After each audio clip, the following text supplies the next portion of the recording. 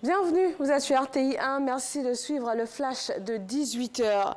Il a été nommé le vendredi 26 mars dernier.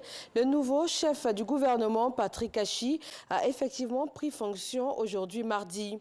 La transmission de dossiers a eu lieu dans les locaux de la primature. Le directeur de cabinet de la primature et le secrétaire général de la présidence ont dressé l'état des lieux au nouveau chef du gouvernement, notamment le bilan du défunt Premier ministre Ahmed Bakayoko et les priorités de l'heure concernant l'action gouvernementale. Patrick Achi a dit prendre bonne note des diligences et compter sur le soutien de ses collaborateurs pour atteindre les objectifs qui lui sont assignés en tant que chef du gouvernement. Une journée importante également aujourd'hui à l'hémicycle. Amadou Soumaoro a été réélu président de l'Assemblée nationale, député de Séguéla sous-préfecture. Il obtient 158 voix contre 85 pour son adversaire Onzi Afou-Eliane, député de Bokanda.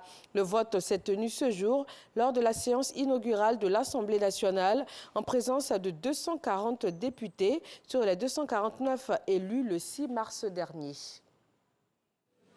Distingués invités, honorables députés et très chers collègues, mesdames et messieurs, je voudrais remercier tous les députés, ceux qui ont porté leur voix sur moi pour m'élire en tant que président de l'Assemblée nationale et l'ensemble des députés. Je remercie également toutes les personnalités qui ont pris de leur temps pour participer à cette séance.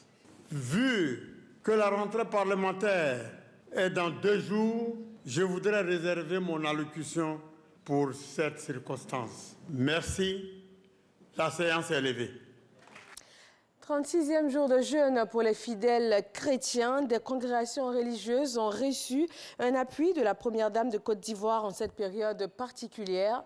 20 millions de francs CFA en vivres et en non-vivres remis par la ministre Anne-Désirée Ouloto. En sport football, on parle des éliminatoires de la Coupe d'Afrique des Nations 2021. La rencontre Côte d'Ivoire-Éthiopie s'est soldée sur un score de 3-1 pour la Côte d'Ivoire. Grâce à cette victoire, le pays qui était déjà qualifié termine en tête du groupe K. La Mauritanie vient aussi de se qualifier grâce à une victoire 1-0 face à la RCA. Une enquête de l'ONU conclut qu'une frappe de l'opération Barkhane a visé le village de Bounti, dans le centre du Mali, et tué des civils. L'équipe d'enquêteurs de l'ONU a interrogé 115 à 200 personnes.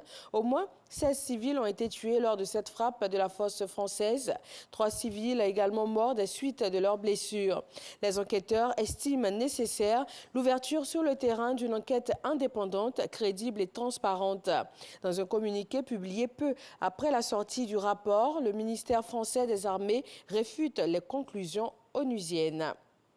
Merci de rester avec nous sur RTI 1. Je vous retrouve à 20 h.